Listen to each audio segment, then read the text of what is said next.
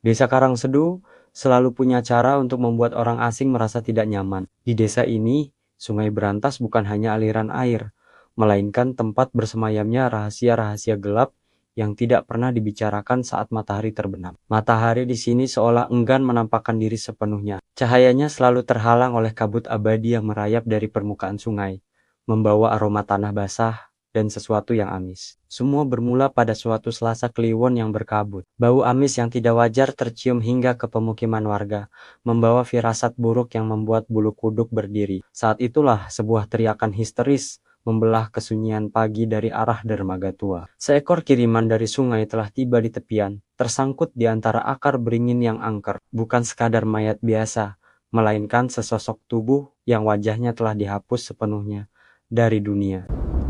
Garis akhir jam 3. Pagi itu, Udin sedang memeriksa jaring ikannya dengan harapan mendapatkan tangkapan besar untuk dijual ke pasar kota. Namun jaringnya terasa sangat berat seolah tersangkut pada sebuah kayu besar. Saat ia menariknya, perlahan mendekati akar pohon beringin raksasa yang menjorok ke air, ia melihat sesuatu yang putih pucat dan licin. Awalnya aku kira itu batang pisang yang dikuliti, bisik Udin kemudian dengan bibir yang masih gemetar di hadapan kerumunan warga. Namun, saat arus air memutar benda itu, Udin melihat sepasang tangan yang kaku dengan ujung kuku yang menghitam. Itu adalah manusia. Sontak Udin menjerit dan mundur hingga terjatuh ke lumpur. Teriakan itu mengundang warga, termasuk Satrio yang rumahnya hanya terpaut beberapa puluh meter dari bantaran sungai. Bersama para pemuda, jasad itu ditarik ke darat menggunakan galah bambu. Saat jasad itu dibalikan, keheningan yang mencekam menyelimuti Karangsedu. Mayat itu laki-laki, mengenakan pakaian yang sudah robek-robek oleh arus. Namun bagian kepalanya adalah pemandangan paling mengerikan yang pernah mereka lihat. Bagian wajahnya dari dahi hingga batas dagu benar-benar rata. Tidak ada lubang hidung untuk bernapas, tidak ada kelopak mata yang menutup, bahkan tidak ada bekas luka sayatan pisau. Kulit di wajah itu kencang dan berkilat, seolah-olah fitur wajah manusia itu ditarik paksa masuk ke dalam tengkorak oleh kekuatan gaib. Ini bukan perbuatan manusia, gumam Mbah Carik, sesepuh desa yang tangannya gemetar hebat saat memegang tongkatnya. Si penjemput muka telah bangun. Dia sudah menagih janji yang kita lupakan. Satrio pulang ke rumah dengan jantung yang berdegup kencang. Bayangan wajah rata itu terus menghantuinya. Di dalam rumah kayu yang sunyi itu, ia teringat pada ayahnya, pada Anu, setahun yang lalu. Ayahnya pamit untuk memancing di malam hari dan tidak pernah kembali. Perahunya ditemukan kosong, namun tak ada jasad yang muncul. Didorong oleh rasa penasaran yang gelap, Satrio mulai menggeledah kamar ayahnya. Di bawah ubin kayu yang longgar, ia menemukan sebuah kotak besi tua yang terkunci rapat. Setelah dipaksa buka, ia menemukan sebuah buku harian dengan sampul kulit kerbau yang sudah menghitam. Di dalamnya, tulisan tangan ayahnya tampak terburu-buru, seolah ditulis dalam keadaan ketakutan yang luar biasa. Tanggal 14 Suro dia datang lagi ke mimpiku. Penghuni palung sungai itu meminta apa yang dipinjam kakek dulu. Setiap 30 tahun, satu wajah dari keturunan kita harus dikembalikan agar desa ini tidak tenggelam oleh kutukan. Aku takut, Satrio. Jika dia mengambil wajahku, jiwaku akan terjebak selamanya di antara lumpur dan arus, menjadi budak tanpa nama. Satrio terhenyak. Tepat malam ini adalah genap 30 tahun sejak kejadian besar yang pernah diceritakan kakeknya tentang banjir bandang yang menghilang secara misterius setelah seorang pemuda desa dikorbankan. Tiba-tiba, suara plung-plung terdengar dari arah sungai. Suaranya ritmis, seperti seseorang yang menjatuhkan batu besar ke dalam air secara berulang-ulang. Satrio memberanikan diri mengintip lewat celah jendela. Di bawah temaram cahaya bulan, seorang pria berdiri diam di depan pagarnya. Pria itu mengenakan kemeja batik coklat yang sangat Satrio kenali itu kemeja ayahnya. Namun, saat sosok itu mendongak, Satrio hampir pingsan. Cahaya bulan menyinari bagian depan kepala sosok itu yang hanya berupa bidang datar halus, berkilat seperti porselen basah yang baru diangkat dari dasar sungai. Satrio segera mengunci pintu depan. Dengan semua grendel yang ada, ia bisa mendengar suara langkah kaki yang berat dan basah mendekati teras rumahnya. Plok-plok suara kaki telanjang yang penuh lumpur menapak pada kayu teras. Lalu, dimulailah suara yang menyiksa jiwanya. Sebuah garukan kuku yang tajam mulai terdengar di pintu jati rumahnya. Serak, serak, serak. Suara itu bukan dari luar, melainkan seolah-olah kuku itu sedang menggaruk dinding bagian dalam kepalanya. Satrio buka pintunya, nak. Dingin sekali di bawah sana. Suara itu sangat mirip dengan suara ayahnya, namun bernada datar, tanpa emosi sama sekali. Bau amis sungai yang pekat mulai merembes masuk lewat celah-celah bawah pintu, membawa hawa dingin yang menusuk tulang. Satrio teringat bagian akhir dari buku harian ayahnya.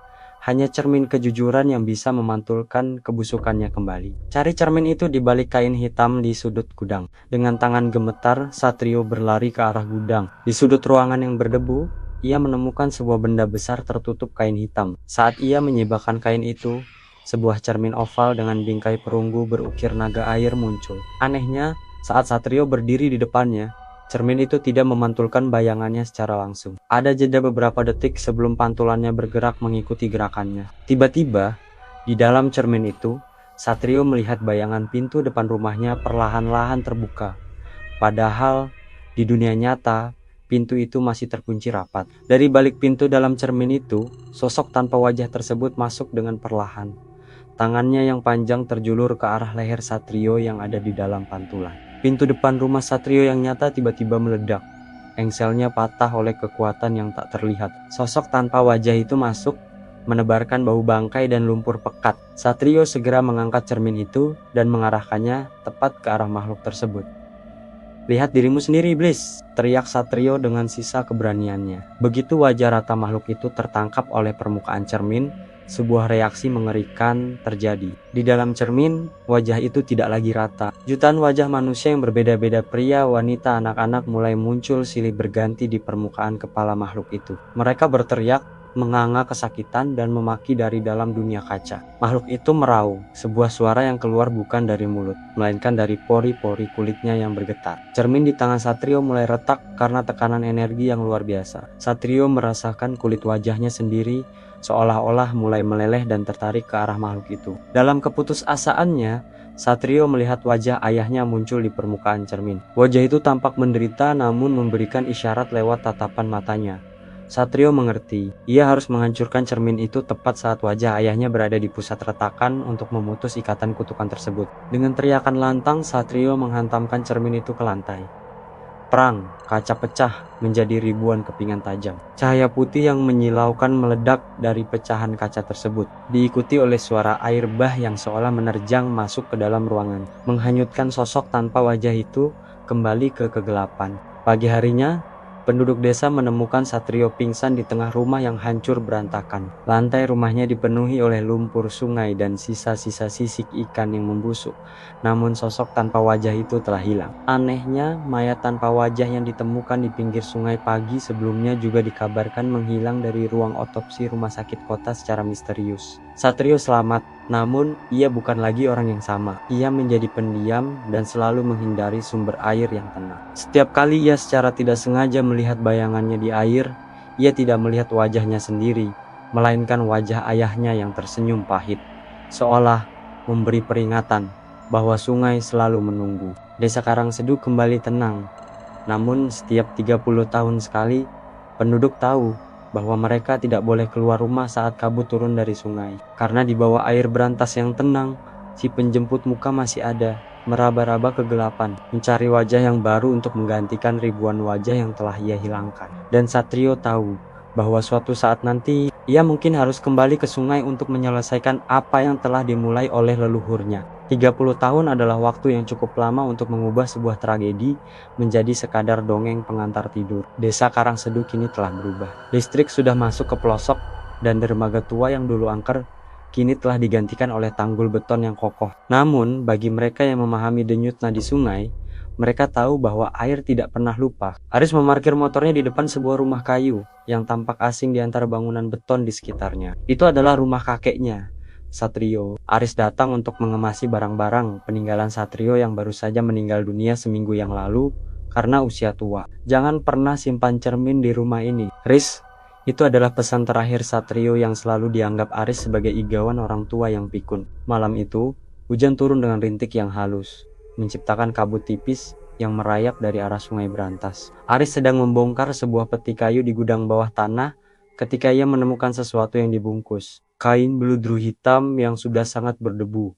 Rasa penasarannya mengalahkan peringatan kakeknya. Ia menyibakkan kain itu, sebuah bingkai perunggu tua dengan ukiran naga air yang rumit. Di tengahnya Terdapat kepingan kaca yang tampak baru saja disatukan kembali dengan sangat rapi, meskipun bekas retakannya masih terlihat seperti urat-urat halus. Tiba-tiba, listrik di rumah itu padam. Keheningan yang pekat menyelimuti ruangan. Dari arah kejauhan, terdengar suara yang sangat akrab bagi tanah karang seduh.